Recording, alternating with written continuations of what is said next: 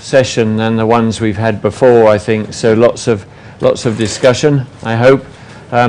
So the first session, which should take us up to lunchtime, is going to be on the impact of nutrition. Nutrition on health and welfare of dairy animals in Asia. There's a chair around. We can get one more chair around here if you want to.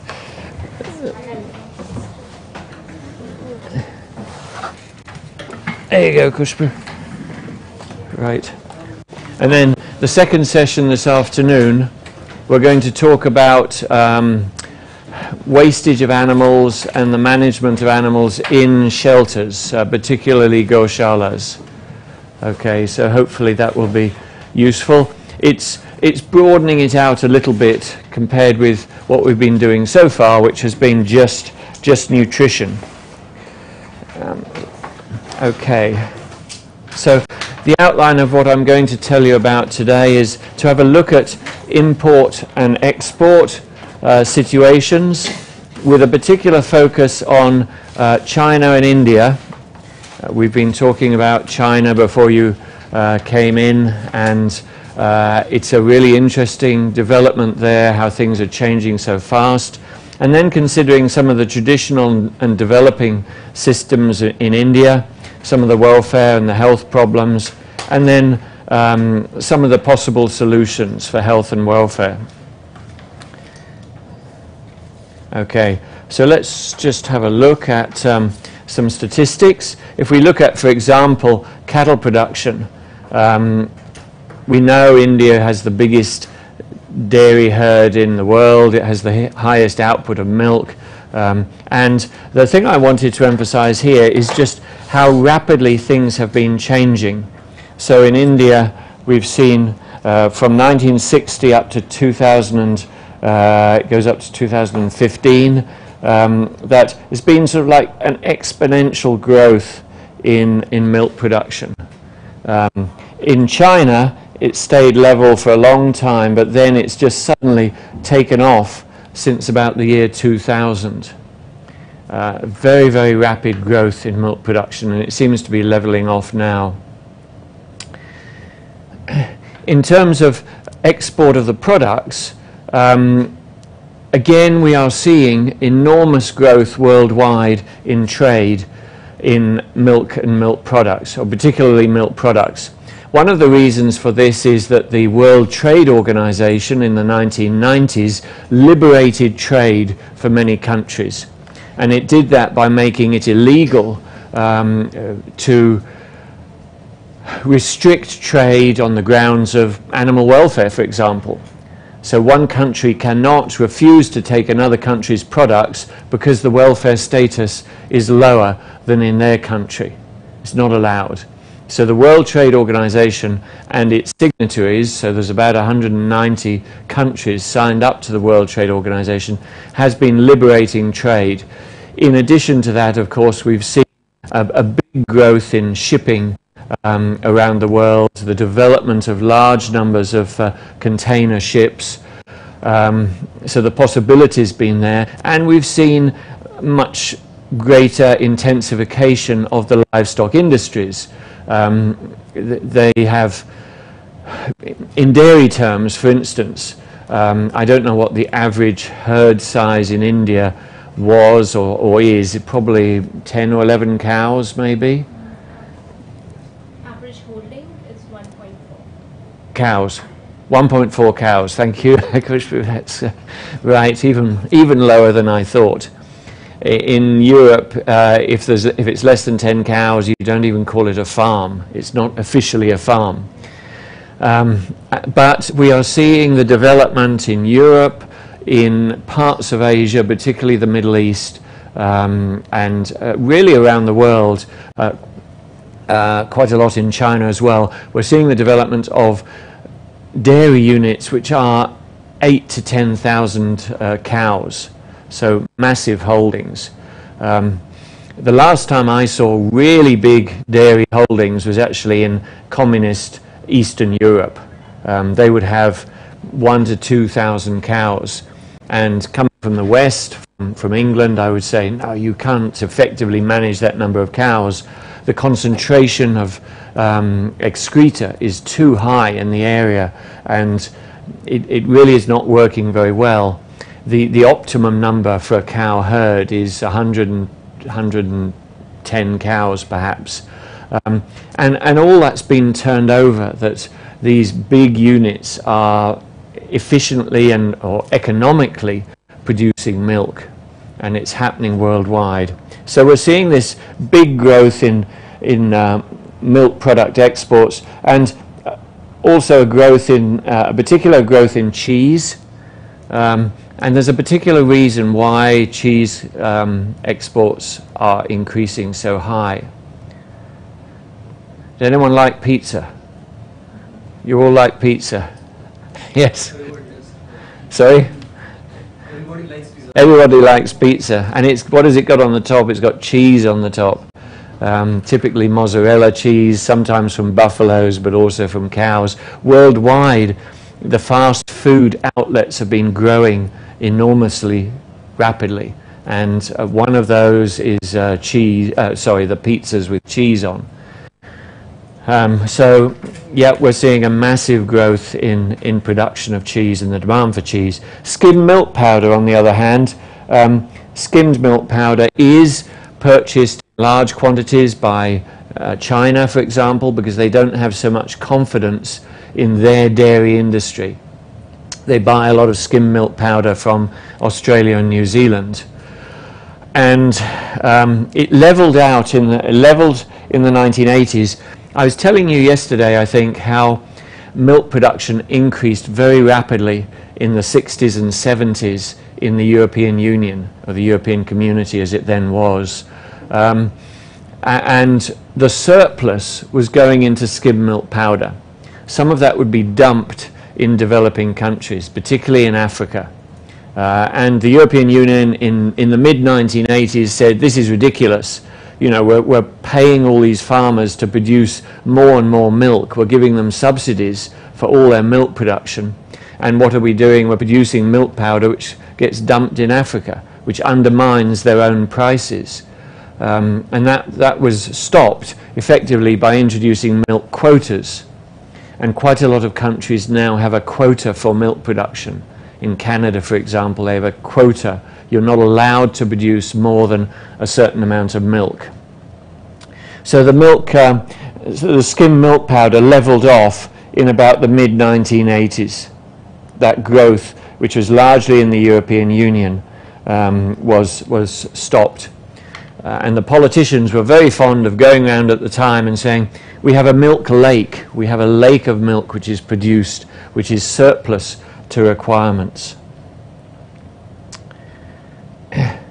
If we look again at China, then the import-exports are again increasing quite rapidly, and that has really been since about the year 2000. So China has really taken off in terms of its, particularly its importations of cheese, because again the pizza is growing in popularity.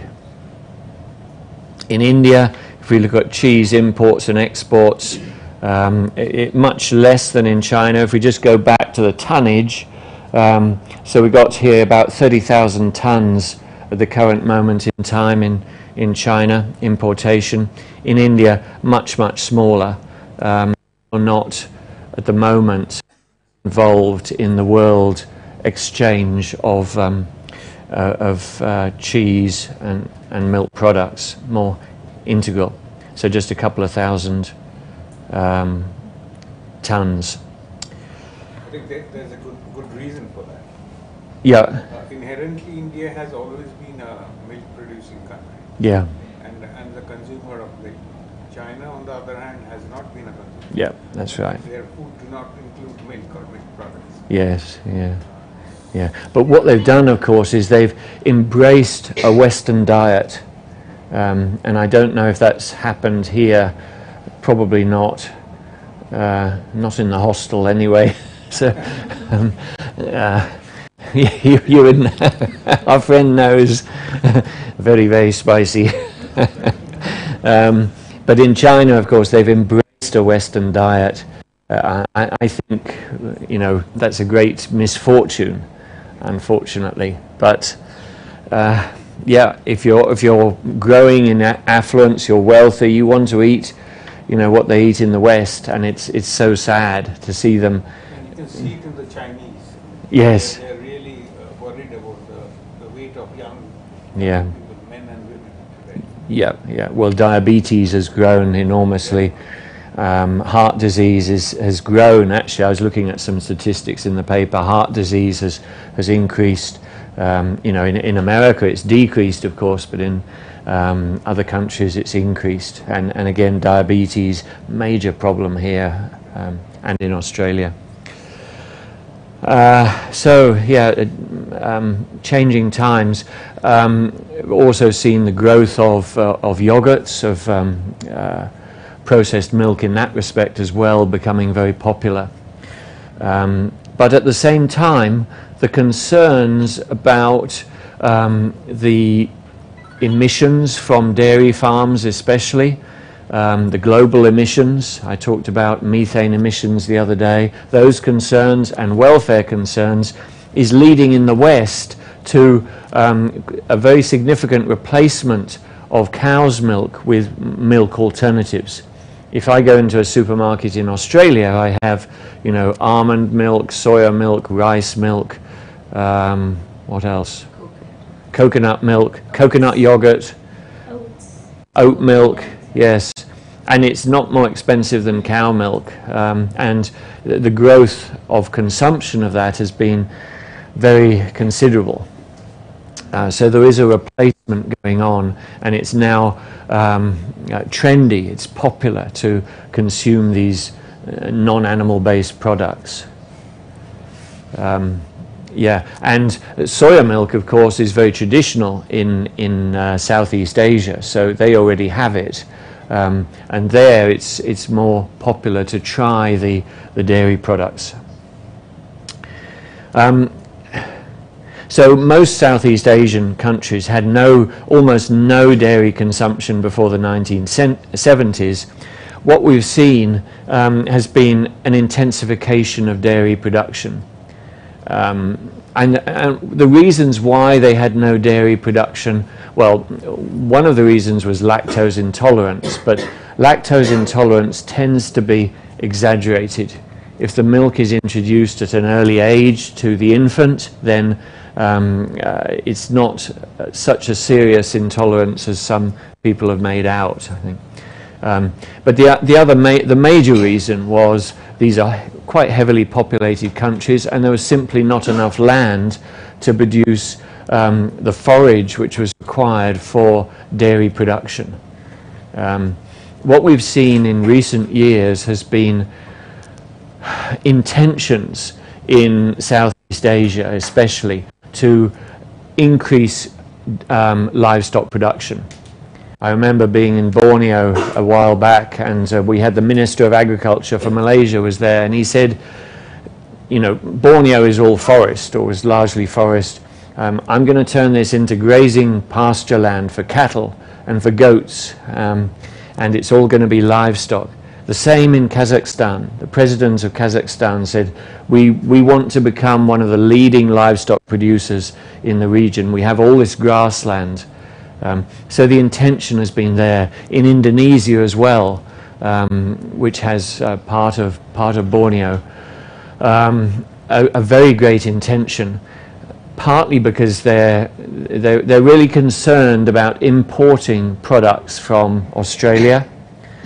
Some of you may know that there were major difficulties in 2011 when Indonesia was importing cattle, live cattle, into Indonesia, and some advocacy groups, they filmed the cattle being slaughtered, and it was aired on prime time television in Australia, and there was an absolute outcry the way these animals were being slaughtered. You know, they were being, I won't go there because it was just very nasty. And Australia banned the trade to Indonesia for 6 weeks. No cattle going to Indonesia for 6 weeks. Indonesia got very upset about that, and there seemed to be some sort of tit-for-tat political games going on. There was a famous group of drug smugglers that were executed soon after that. And then they said, okay, we won't take Australian cattle. We don't want them anyway. They started taking Indian cattle coming through from Bangladesh. And they began to source other markets, and Indian buffalo as well. So there's a lot of trade wars going on. This liberation of trade has actually led to a lot of wars. Some of them around the fast food chains. You'll be aware of the troubles that have been going on in Russia compared with the European Union. Russia, President Putin famously closed the McDonald's in Moscow when the West had imposed sanctions on Russia for whatever reason, I can't remember. And again, a tit-for-tat war was going on in terms of trade. So animal products are being used as trade wars. For a long time there's been a trade war going on in Northern Europe as to whose right it is to fish in the waters in Northern Europe. Is it Britain's right? Is it Iceland's right? That was going on for 30 years, that war. So a lot of issues around trade. Okay, so let's have a little look at cultural influences on attitudes to animals. So I just wanted to emphasize that there are a lot of cultural differences. We've been doing quite a few surveys around Asia, not in India, I would hasten to add, but in Vietnam, Malaysia, China, and Thailand, and some of the other Muslim countries as well. And we see that religion can have a major influence on people's attitudes over and above the culture. So obviously the attitude to slaughtering processes, very different in halal slaughter compared with Western slaughter, so different practices. Culture has a really big influence on attitudes to animals, and we'll have a little talk about that in our session after lunch. In terms of the expansion of the dairies in China, there's been this huge expansion of herd size, with some of the units being 3,000 or 4,000 cows, some of them bigger. And the way those units function, they're not grassland based. They're all house systems with large, huge areas of concrete. So some of those problems that I talked to you about, laminitis, acidosis, they're really big problems in these big dairies. And the new large-scale dairies that are being developed are based on, quite often, on imported feed. Same in Vietnam, same in Thailand. Thailand, I haven't got the statistics here, I think, but the growth in chicken production in Thailand is unbelievable. And it's based on imported feed. They're importing alfalfa from the United States, importing soybean meal from the United States. And the US is therefore a major exporter. Australia is a major exporter of grain. So the trade is not just in animals. The trade is actually in the feedstuffs to feed those animals. And you begin to wonder, has the world gone crazy? Because we're actually moving feed around in big ships to feed to the animals, and then we're moving all the products around in big ships, and that can be rather silly. Sometimes it is sensible and legitimate if we look, for instance, at the emissions from dairy farms. The emissions from dairy farms in Northern Europe are very high. They use a lot of fertilizer, that's leading to nitrogen emissions. They use a lot of phosphorus, fertilizer as well, potentially polluting the groundwater. At the same time, Northern Europe imports a lot of cheese from New Zealand. That cheese is generally produced on pasture land with much lower amounts of nitrogen fertilizer. So it's actually reducing global emissions. Even though the products have been put on a ship and taken all the way to Europe, it's not necessarily been inefficient to do that.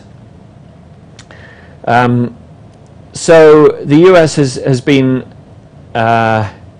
exporting feedstuffs to China. In the last 15 years, that's increased from 2 up to 4 million tons a year, and to China particularly, the increase has been a 15-fold increase. Here we see the growth in the imports and the countries where they're going. So some going to Taiwan, to China, United Arab Emirates. So there's a global trade in animal feeds, and some of that is for the livestock, particularly to Asia, because the high density of the population there and the traditional use of chickens and pigs for producing feeds for the people has been more efficient, whereas for ruminant livestock, for cattle and sheep, large amounts of land are needed because they're less efficient converters from feed to milk, well, particularly less efficient converters into meat. The conversion into milk through dairy cows is about as efficient as pigs are. Chickens are more efficient. We talked earlier, someone said there's a feed conversion efficiency for chickens of about 2 to 1. 2 kilograms of feed for 1 kilogram of meat. For dairy solids, it's about 3 to 1, for pigs as well. But for beef cattle, 10 to 1. 8 kilograms of feed for 1 kilogram of gain. Brazil is another big player. The growth in chicken meat production in Brazil, again, absolutely enormous.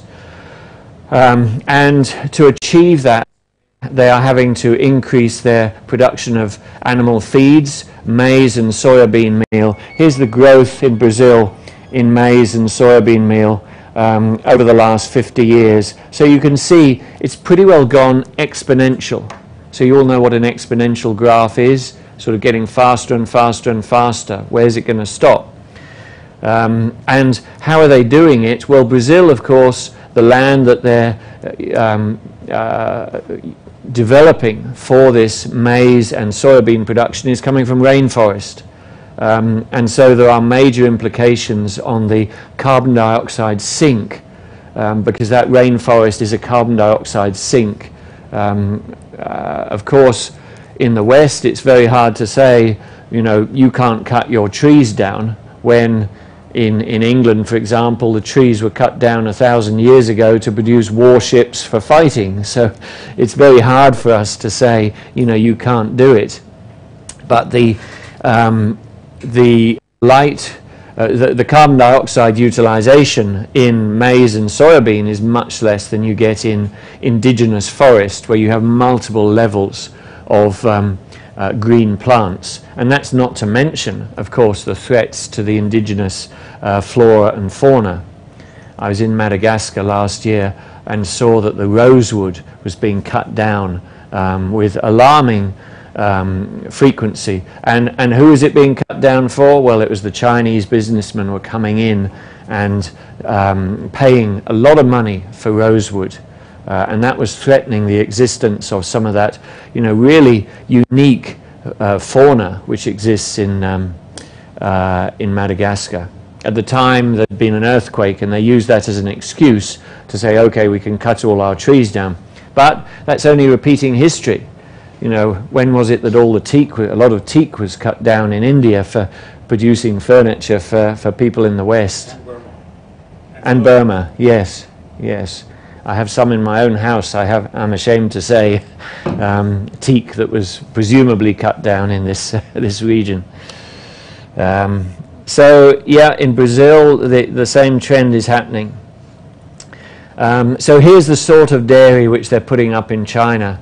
You know, this is the milking unit. It goes as far as you can see, and instead of one person being in the pit, we've got, you know, 10 people in the pit milking the cows. So it's a really, really big scale. And in some of the biggest dairy farm complexes, the Ostasia dairy farm complex, so you've got 60,000 cows in average milk yield of 6,000, milking 3 times a day to maximize the milk yield. And if the cows are permanently housed, they can't perform their natural behavior. So this was some figures that some of my students obtained years ago to compare the behavior of cows which are outside at pasture with those that are in the cubicle house. And if they're out at pasture, they can lie down more naturally, they can move more naturally, they're more comfortable. Whereas if they're in the cubicle house, they're just standing around doing nothing a lot of the time, and that leads to problem behaviors.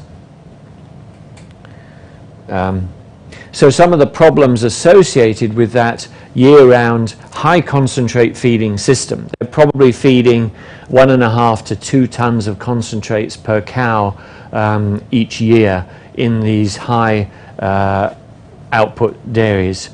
Laminitis caused by cows being fed silage and concentrates. They're fed silage because it's more efficient than hay and large amounts of concentrate. It may be alfalfa hay coming in from the States as well. And then we've got acidosis. We've talked about these, so I don't need to go into detail. But the cows, they appear depressed. They go off their feed, they get diarrhea, and they have tachycardia, a rapid heart rate. So, you know, we can't say these are happy cows when they've got acidosis. And the so-called subacute acidosis, SARS, subacute acidosis respiratory syndrome, is a growing problem recognized in the United States, SARS, and that is because of the type of feed that the cows are having.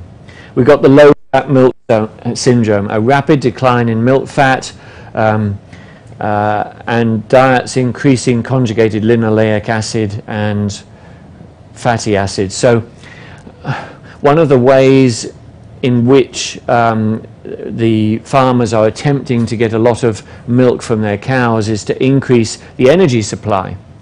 And you can only increase the soluble carbohydrates or the structural carbohydrates so much. They start putting in fats into the diets.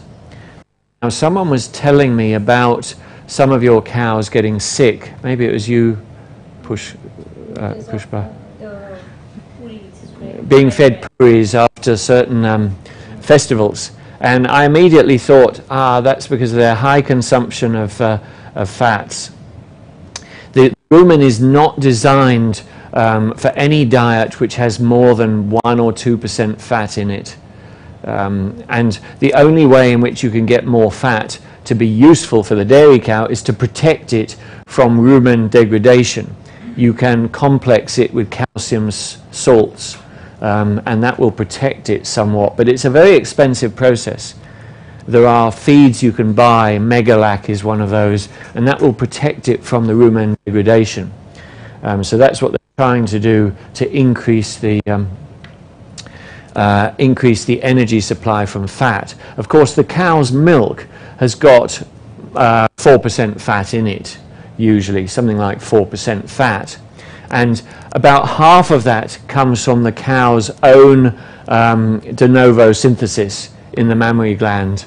The other half comes from her volatile fatty acids, which she's producing in the rumen, and from the diet.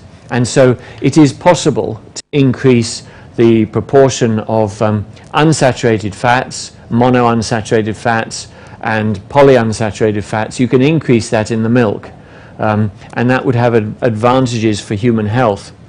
The problem is, and the reason that not many farmers are doing that, and there's not a big market for that, is because the milk rancidifies too quickly. Okay, so that unsaturated bond is very easily saturated, which leads to rancidification. So there are problems. And what consumers have been doing, of course, is moving to skimmed milk. So milk where the fat has been skimmed off. I don't know if you have that in India. Yeah, okay. So people have been trying to reduce their saturated fat intake by that process, because the links to atherosclerosis are fairly well assured. And then we've got ketosis, we've talked about that, and fatty liver disease, don't need to touch on that again. Laminitis, we've talked about that and the etiology of laminitis. Okay, and these are all the problems that we've talked about, and the diseases associated with high milk yields, mastitis and hypercalcemia. Now, in some Western countries, most notably the United States, they are injecting the cows with growth hormone, bovine somatotropin, and that will increase the milk yield by about 10 to 15%. And there's been a lot of, again, trade issues or labeling issues, I would say, in the United States as to whether that milk can be labeled. In fact, it's illegal to label that milk as being produced with, or more likely, without bovine somatotropin. Whereas in the European Union, they said the bovine somatotropin is leading to more production diseases, mastitis in particular. But the only reason it's causing more mastitis is because the milk yields are going up. So the higher the milk yields, the more likelihood there is of mastitis in the cow. And one of the reason for that is because the milk is coming out faster and the teat canals are bigger. They're actually wider, so the milk can be expressed quicker in a high-yielding cow. And that cow is then more likely to get mastitis up those teat canals. It's always good if the cows are not allowed to lie down for, say, 30 minutes after milking, because then the teat canals close up. If they lie down in very messy conditions, then more likely to get mastitis. So we can only conclude that these high-yielding dairy cows in these sort of systems have a pretty short and unhappy life from a welfare perspective. Okay. Right, so does anyone have any questions at this moment in time before I move on to some issues around climate change and how that's impacting on the system? Maybe I'll get through this and then we'll open it up for general discussion. Okay, what is going to be the impact of the climate change? So what is climate change doing? Well, it's increasing global temperatures, but it's variable. You know, in the hottest parts of Australia, the anticipated increase is about 6 degrees centigrade. That's enormous from the point of view of trying to keep livestock, and from the point of view of native flora and fauna, it's catastrophic. So that's in the hottest regions, plus 5 or 6 degrees in the next in the next 25 years. And the other effect, of course, is that there is greater fluctuation in temperature and in weather patterns generally, more floods and storms, etc. And so the impact of that is that particularly during stressful times for livestock, for example during transport, then the conditions will be much worse. So Australia sends a lot of sheep and cattle to the Middle East. It sends cattle through to China, and the forecasted increase in temperature in the Middle East is again about 5 degrees. And already the temperatures when cattle and sheep are going out of Australia in the winter months and going through to the Middle East in the summer, the anticipated the change is that they're going from almost 0 degrees up to 40 degrees and sometimes 80% humidity within about 10 days. And so mortality is very high. You know, I was just giving a radio interview this morning actually on cattle going from Australia to China. 95 cattle died out of 1,200 in the maiden voyage of a ship going out of Australia. We don't know why. It could be heat stress, it could be other reasons. So those increases in temperature are quite damaging for livestock systems. And the most susceptible animals, of course, are not the pigs and poultry, there are cattle, because cattle are producing the huge amounts of heat. We looked yesterday at the heat increment. You know, it's about a third of the animal's intake is absolutely liberated in heat. So they're producing a lot of heat. Their upper critical temperature, you remember, is 27 degrees. That's when cattle have to start working to lose heat. And so they will be very badly affected by those increases in heat. And not only that, if they're sweating a lot more, then they have increased mineral requirements. So we have to feed more minerals, sodium and potassium, for instance. In China, this is one of the ways in which they're increasing milk yield. They're developing institutes to train dairy nutritionists. We were talking about this earlier. Are there people here that will go around and give advice to all the farmers on how to feed the cows? Well, the blueprint in China is, you know, these mega dairies and training nutritionists to go around and help. And they have model farms, model so-called sustainable farms. And who's funding it all? Nestle, one of the biggest dairy companies in the world. So this is, it's big business. And that intimate relationship between the farmer and his cows is disappearing very fast. So these are all the business partners that are involved, and what they're doing is giving out free milking machines to the farmers to make sure that they don't have to milk by hand anymore. So they're supporting the process. Let's turn our attention to India a little bit, and many of you will know more about this than I do. So there's 30 million cows in India. There's an excess population that of cattle that tends to be underfed. Only this morning I was reading in the Times of India about problems with Goshalas having very thin cows.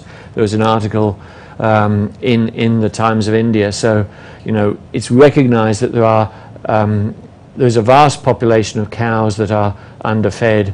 And not only that, they were complaining about cows being in the road. So, you know, we know that's a problem as well. But what to do about it? They say, well, round these cows up, put them in shelters, and then who's going to look after them? So we're going to talk about those problems later. They're mainly fed, of course, on rice straw, natural grasses, some tree leaves and byproducts. And especially in the dry season, there tends to be a significant shortage of the major nutrients: fiber, minerals, energy and protein. And the feedstuffs for the street cattle is not only is it often poor quality, but it's of unknown quality. Some of it may be quite good, but some of it is bad. And the Food and Agricultural Organization had a major role in trying to develop the knowledge base of the feedstuffs that are used for cattle. And for a long time, actually, India had a representative in Rome working for the Food and Agricultural Organization, Harinder Makar, and he was very active in developing smallholder knowledge-based systems for India and other Asian countries. He's retired now, unfortunately. We have actually looked at undernutrition already, and what its impact is. For those who weren't here on that day, Hunger is only the start of the problem. Stress, pica, depraved appetite, frustration, lethargy, and exhaustion, all continuing from that. Okay, solutions to the problem. It's no good just saying, oh, there's lots of problems, we can't do anything about it. We need to find solutions, and this is where Harinder Makar was very active, and the FAO, the Food and Agricultural Organization, has been extremely active. One is to upgrade straw and chaff and bagasse. Bagasse is the fibrous end product from sugarcane manufacture. And that is commonly used in developing countries for feeding to cattle, often mixed with molasses, another end product of sugar production. But upgrading of straw through chemical treatment, through sodium hydroxide treatment, or through ammonia treatment, and that helps to break down those indigestible bonds in the straw. So the straw has a lot of hemicellulose, which is bound to lignin. The lignin is there so that the straw can be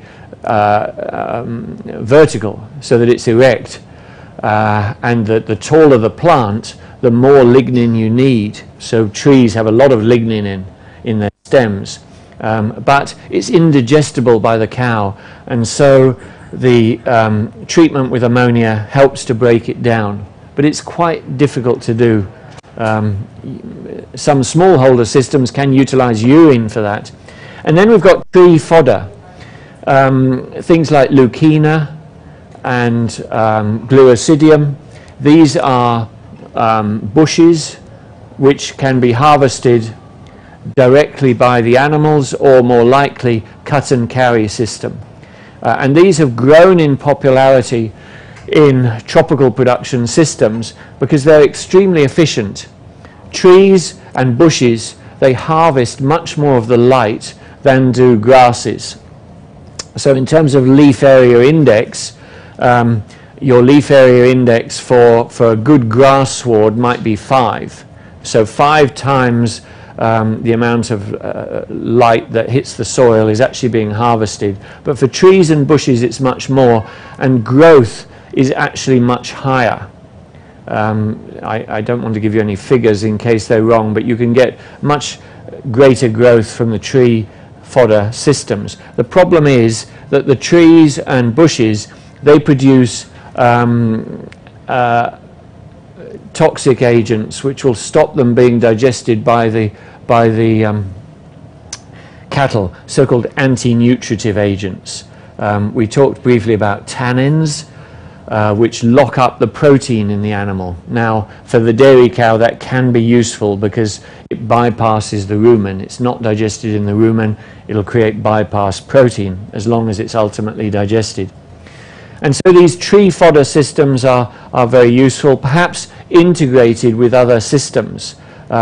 We've talked briefly about growing azolla, which is, a small pondweed, which complements the tree fodder well. Developing feeding standards and standards for animal welfare. I've been talking about that for years, but no one has ever listened, that we need standards which are not based on productivity. All our feeding standards are based on productivity. They're not based on what an animal actually needs for its welfare. And there has been so much effort which has gone into developing feeding standards for the dairy cow. The research started back in 150 years ago to develop the starch equivalent system, which preceded the metabolizable energy system. That came out of Germany about 1870, I think. So it related the energy content of feeds to starch, which was a sort of standard feed. So we need feeding standards for animal welfare. No one has attempted to those at all, and to try and link what is fed to some of those welfare outcomes which we've talked about. You remember the 5 freedoms. Well, we can go beyond that to look at ethical standards, and some of the newer, these have only been some of the new ethical standards say, to what extent was an animal's life worth living? And there are standards around that, so you can have, yes, definitely worth living, the animal's had a good life, or maybe it hasn't, we're not sure about that, through to, no, this animal's quality of life was very, very poor. You know, it would have been better if it hadn't been alive at all. That's the way animal welfare thinking is going. Together with quality of life concepts. To what extent does the animal have a good quality of life? That has been borrowed from actually doctors' prescriptions for the elderly, or doctors' actions in terms of saving and providing medicines for the elderly. I don't know how it is in India, but when people get to a certain age, the hospitals have to, just by virtue of expedience, just because they don't have capacity to treat everybody all the time for everything. So they say, okay, how old is this person? What expectation of life do they have? What quality of life do they have? Is it worth providing medicine which costs so much? And that concept has been borrowed as well for the making an assessment of the quality of life of animals. Is their quality of life good? Is their expectation of life, is their capacity for life good? So we need more standards around that, and we've hardly started that. The other thing which might be said, I think, for India, and this is something we could debate, do we not need a greater output from a fewer animals? You know, one of the problems in India, which is often talked about, is that so much of the animal feed is provided just to maintain the animals. So you have, you know, if you have a dairy cow producing 10 litres a day, she's eating 2/3 of her feed is for maintenance of the animal. 1/3 of the feed is just for producing the milk. Now, if you were to have the dairy cow producing 30 litres a day, you would maybe only need half the number of cows, and you would get away with much less feed being required for the cows. So greater output from fewer animals.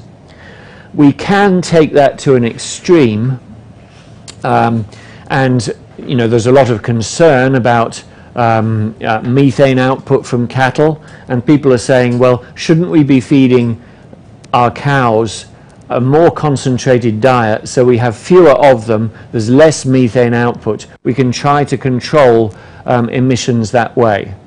Now, I know a lot of what I've said in terms of animal welfare has been, if you feed the animal lots of concentrates and really, you know, you feed your Ferrari rather than your ambassador, then, you know, that's not good because you get all these welfare problems.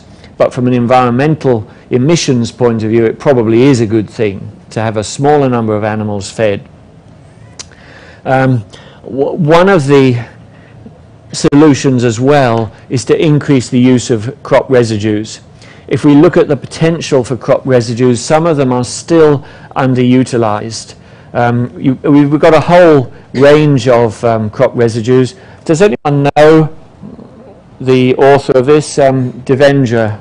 Anyone come across him? He's a very famous goat advocate, I would say. Agricultural scientist. Agricultural scientist. You know him, yes. Lovely man. He'd be in his... Okay. He'd be in his 70s now, I think.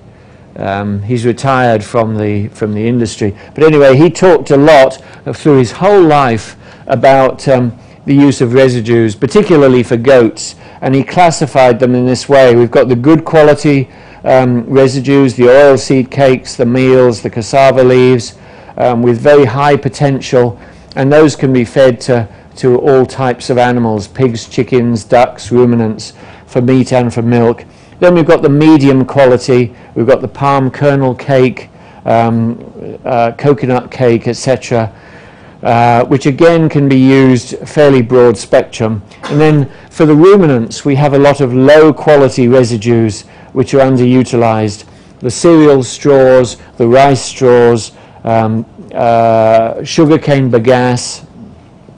These tend to be low protein, very fibrous, bulky, and they can only really be used for the ruminant animals, and they're best used with some form of additive, urea additive, ammonia treatment, whatever. So the use of crop residues better is really important. And sometimes, I've never looked at it in India, I have looked at it in Africa, there are crop residues which are really underutilized, vegetable wastes, and sometimes you get taboos as well. So the abattoirs actually have a lot of waste products which are not used for human food, and they can be fed back to animals. Now in some religions it's seen as a taboo to feed those back to animals, maybe with good reason. You know, we saw that in the United Kingdom a spongiform encephalopathy emerged in the 1980s, which the mad cow disease, which was extremely damaging because animal products were being fed back to animals. In fact, I think they traced it all back to a ham sandwich which had been imported to Newcastle University. Into Newcastle Airport, and fed, the swill was then fed to pigs. So pig products being fed to pigs produced that enormous disaster. So have to be very careful. Another possibility is restricted suckling systems. Now I know some of you do this. I think you were telling me about the calves taking some milk and the human taking other milk. Would you like to tell us a little bit about what you do there? Generally हम minimum 1 ton गाय के बच्चे के लिए छोड़ते हैं और जब उसको देते हैं कोशिश ये रहती है कि वो उसी दम पर लगे और जब वो मतलब 1 ton वो पी लेता है तो उसके बाद हम दूध पहले या बाद में देते हैं ना? नहीं देते पहले देते हैं और बाद में दूध लेते हैं मिनिमम। अब जैसे तो वो अपने आप छोड़ता है, आप छुड़वाते हैं? नहीं छुड़वाते, तो छुड़वाना शुरू So when they feed, they usually give 1 tea to the calf. Yeah. First, and then the calf drinks, and then the calf is. We निकालने के बाद भी छोड़ देते हैं। Yeah. We discussed over breakfast, yes. So we But I think you know, when the milk is offered before milking, that is mainly to induce milk letdown. yes. एक बार दूध उतर जाता है, Yeah. उसके बाद उसको हटा देते हैं, फिर दूध निकालने के बाद उसको दोबारा कर देते हैं. The only thing I don't understand is that, you know, there are no 4 quarters or compartments inside the cow's udders. It's only 4 outlets, and it's all being produced in the same pouch. So once we say that we have left milk for the calf after milking, there might be some milk. It could be 100 grams, 200 grams, but we are not monitoring it. The 4 mammary glands are independent. Animal के health से तो पता लग जाता है ना। Certain amount of milk, but you animal cannot के say that health which से gland has जो milk, मतलब how मेरे much. पास ही बर्थ हुआ Yeah. बच्चों का, अब वो बड़ी हो गई हैं, तो वो हेल्थ से तो पता लग जाता है कि उसने ठीक दूध लिया है। If the calf turns out healthy, then that's proof that they've left enough milk for the calf. Yes. I haven't looked at these systems in India. I have looked in South America, and there's a significant problem that the calf will take too much milk. If the cow is not very well fed, and the calf takes too much milk, then the cow can become quite sickly. She'll fail to get back in calf. So it's self-regulatory to some extent. But I mean, the system works well when milk powder is very expensive. You know, why feed milk powder to the calf when the calf can take milk directly from the cow? Not only that, you get much less mastitis in cows when they are being suckled, because the calf will extract more milk. So when the milking machine stops, or when the person stops taking milk from the cow, there's quite a lot of milk left in the udder. The calf will bunt the udder all the time, and the calf is extracting that milk, and that's a good way to try and cure the problem of mastitis. You know, in the West, what do? We stick a tube of antibiotics in the cow's udder, but reality, to strip out the cow's udder is the best way to get rid of that mastitis. Get rid of all those bacteria by removing all the milk, and the calf does that very effectively.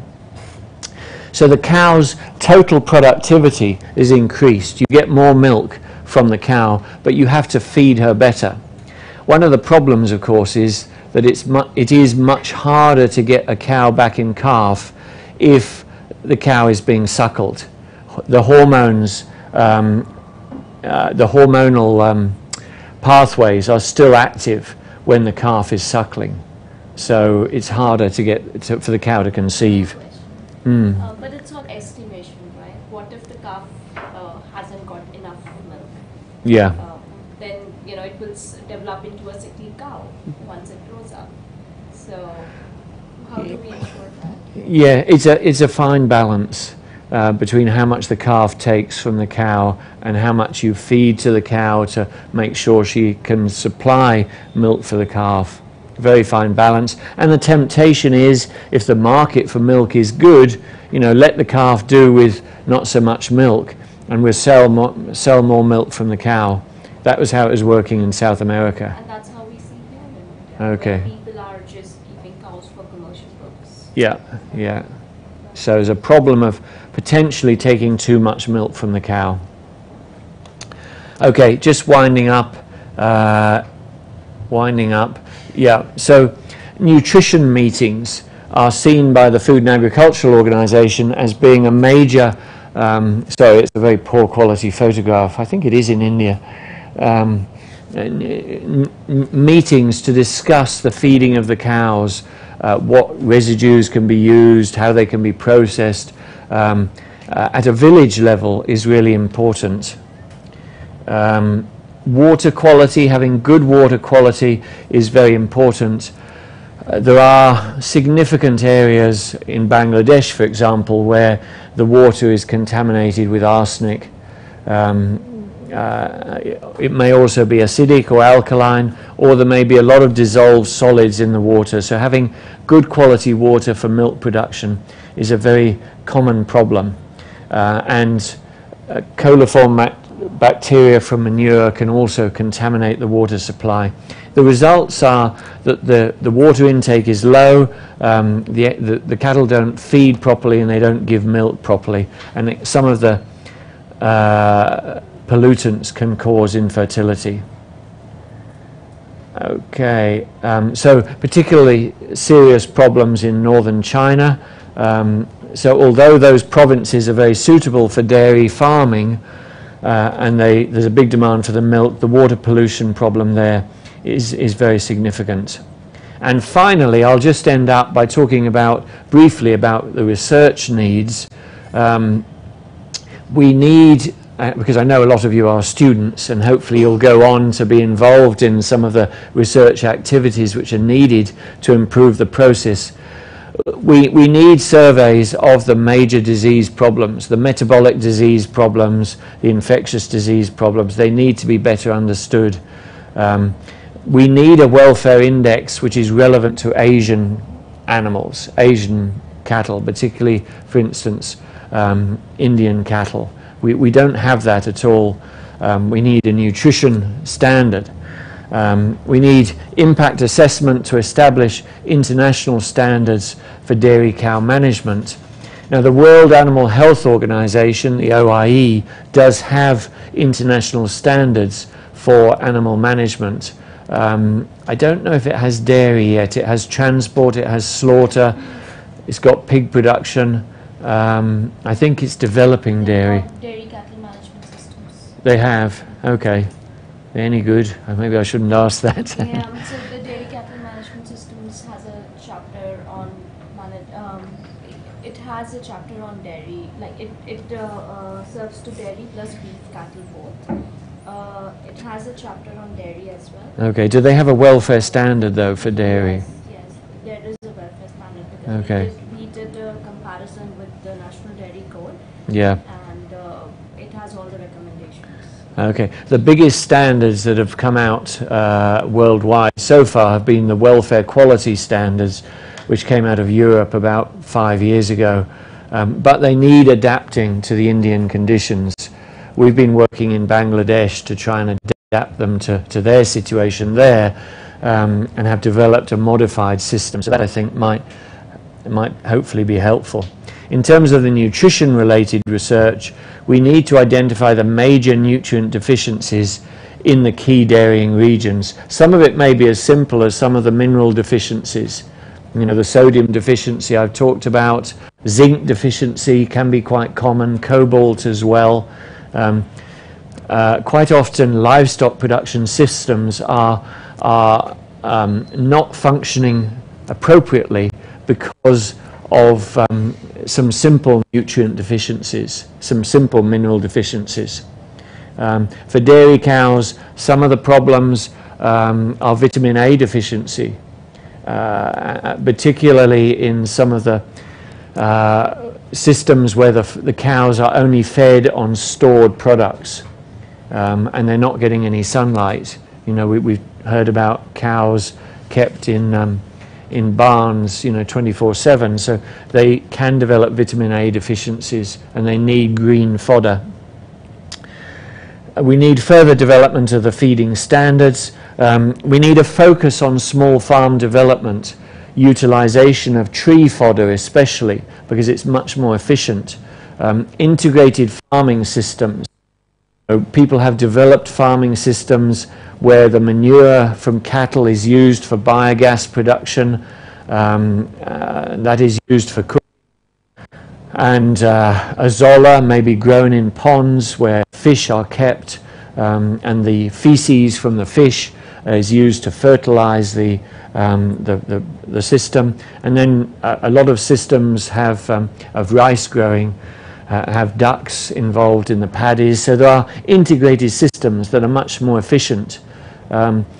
Good quality water use needs to be investigated. And then the marketing. So many problems around efficient marketing. You know, in the Western countries, labeling is a big buzzword. Labeling products as being high welfare. The Chinese are really into this because they want to supply products through to the European Union. So some of their systems for chicken production, for instance, or the Thai systems for chicken production, they are being produced to European Union standards so that they can take advantage of that export market. So labeling is really important. And yeah, I can't emphasize that enough. The marketing is very, very important. And then we've talked briefly about restricted suckling systems.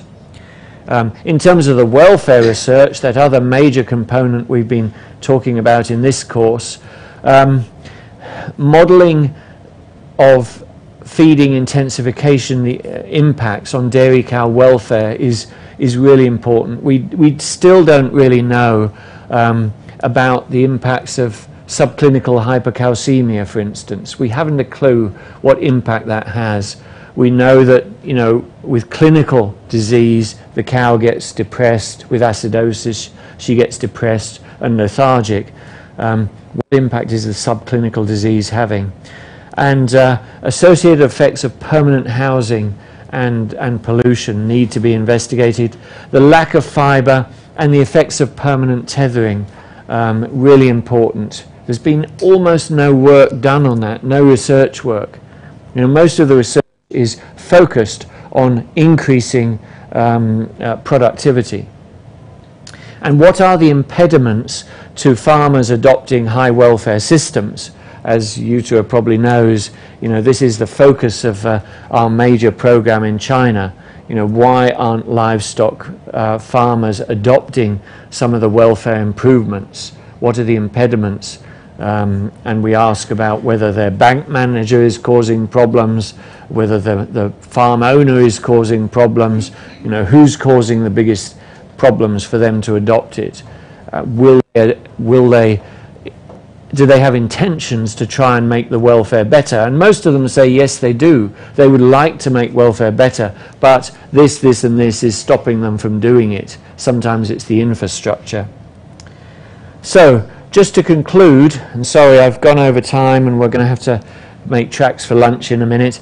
The dairy industry is undergoing a very rapid growth in the leading Asian milk production countries. We've looked at China and India as two prime examples. It's leading to feeding a very intensive concentrate-based rations that are associated with a lot of diseases and year-round intensive housing with many inherent welfare problems for the cows. And the traditional dairy systems we know have big problems with undernutrition. Climate change will increase the problems. I've talked about the impacts on the animals. What about the impacts on forage production? Huge impacts there. Some of them positive, but many of them negative. It is possible to solve some of the welfare problems, but the total production may well decline. Now, when we put that into consideration of, say, the African population tripling in the next 30 years, you know, we have a major problem on our hands in that we simply will not be able to provide the food that is necessary for the growing world population. And if we're doing it by intensive animal production, my fear is that there will be some people who can afford the animal products. If we look at income diversity across Asia, the diversity of income is increasing very dramatically. So there are indices of income diversity. Income equality was at its best in the 1970s, and since then income inequality has been growing and growing and growing, particularly in Asia. So what the problem we potentially have 20 years down the line is that there will be a middle class that has emerged that can afford to have the animal products generated, and they can afford to buy them, and they will have adopted that Western diet, and we will have an underclass, a lower class which can't afford the animal products, but also there will not be enough land to produce the feed for them for staple products. So that is a potential difficulty in the future, so something we need to consider. I talked quite long enough. We need maybe if we go to lunch and we have discussion afterwards, Prasenjit? All good? You can think of your questions over lunch. Okay, and then we'll move on to Goshalas. Thank you.